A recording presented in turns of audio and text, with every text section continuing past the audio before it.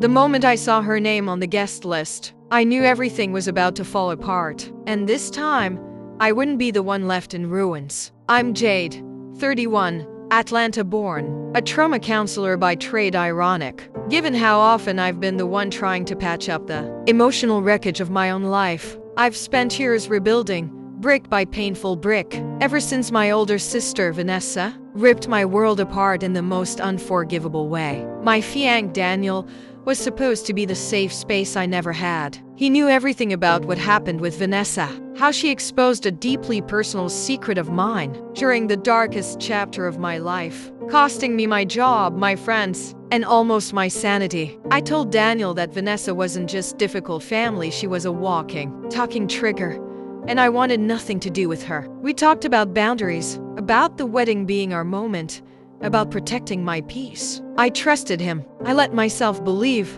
for once, that someone had my back, that someone actually chose me. So when the final wedding guest list arrived, I skimmed through it casually, not expecting anything unusual, until I saw her name bold, unforgiving, and nestled in between our college friends like she belonged there. Vanessa Carmichael. My stomach twisted so hard I thought I might throw up. I immediately called Daniel, thinking this had to be a mistake. Maybe his assistant added the name by accident. Maybe Vanessa had arrived uninvited. But Daniel didn't sound surprised. In fact, he was defensive. "She's your sister, Jade," he said, like it was some kind of moral obligation. "You might not be ready to forgive her, but I thought maybe, just maybe, you'd come around by the wedding. This is about family." No, this was about control. I felt the blood drain from my face. "You went behind my back," I whispered, barely able to breathe. He sighed. "I didn't tell you because I knew you'd react like this." "Exactly. Because I meant what I said.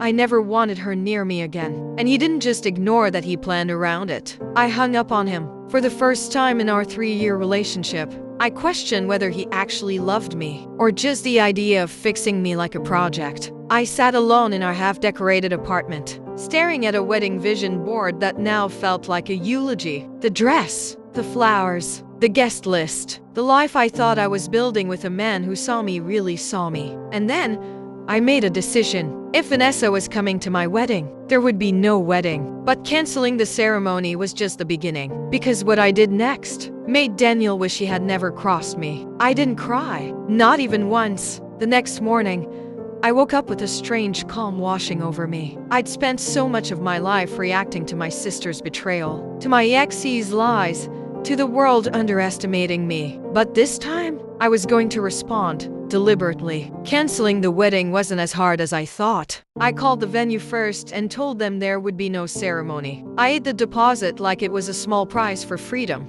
The florist, caterer, photographer, all called, all canceled. And then, I did something that surprised even me. I kept the date. No, not for a wedding, for something better. I sent out new invitations, well, more like announcements. Same time, same place, different purpose. Just a single line. A celebration of new beginnings. Dress code.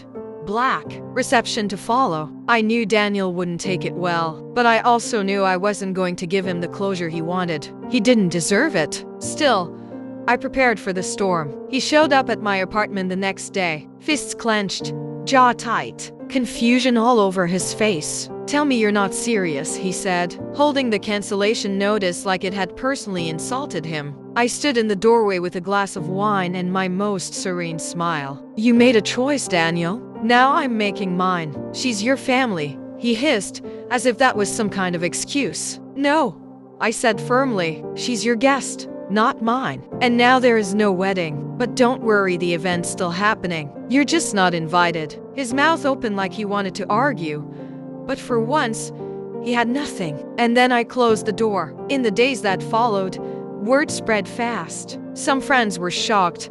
Others said they knew something was off. But the ones who mattered stood by me. And when the day came, what was supposed to be my wedding day, I didn't wear white. I wore black. A sleek, stunning, unapologetic gown that said, "I survived you all, and I'm still standing." Guests showed up confused but curious. They took their seats, expecting some kind of performance. And I gave them one. I stood at the front of the room, looked every single person in the eye, and said, "Today was supposed to be about love. But love without respect isn't love at all. It's manipulation wrapped in flowers and formal wear. So I'm not mourning a failed wedding today. I'm celebrating the woman who refused to be betrayed again." The room went silent, and just when the guests started applauding, he walked in, Daniel. And he wasn't alone. He brought Vanessa with him. The second Vanessa walked in beside Daniel, the air turned to ice. Her hair was curled, her makeup flawless, like she thought this was her big comeback. Daniel wore a smug expression,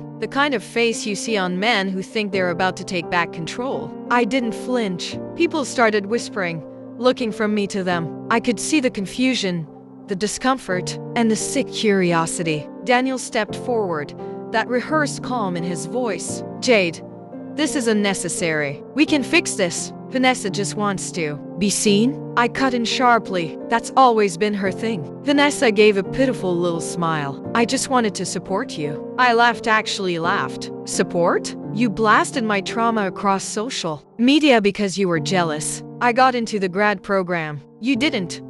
You cost me my reputation, my job, and now you're standing here like I should be grateful for the honor of your presence." She looked like she wanted to cry, but I wasn't buying the performance. Daniel reached for my hand. "You're being emotional." Wrong move. I took a step back. "No, I'm being clear. You invited her because you thought I'd fold. You thought I'd break. But here I am, standing taller than ever." I turned to the crowd. "Since they've arrived, I guess the real party can begin." I clapped my hands. Right on cue, 2 staff members rolled out a table with a velvet box on top. I opened it slowly, revealing the wedding binder, every plan, every vendor contract, even the vows I once wrote for a man I no longer recognized. I poured lighter fluid over it. Vanessa gasped. Daniel stepped forward. I struck the match and dropped it inside. The flames whooshed up in a beautiful, crackling roar. People started cheering. "This," I said over the applause, "is me letting go of everything that no longer serves me. The lies, the betrayals, the guilt I was never meant to carry." Daniel's face was red. Vanessa looked like she wanted the floor to swallow her. I turned to them one last time. "You didn't just lose a bride. You lost a woman who would have given you everything. And I'm finally okay with that." I walked out of the venue to the sound of clapping and camera flashes. A woman unchained and free. That night, I danced barefoot on my balcony with my best friends, sipping champagne, laughing until I cried. I didn't get a wedding, but I got my power back. And honestly, that was the real celebration. Now let me ask you, my viewers, if you were in my shoes, if your fiancé invited the one person who destroyed your life to your wedding behind your back, what would you have done? Drop your answers in the comments. I'll be reading every single one.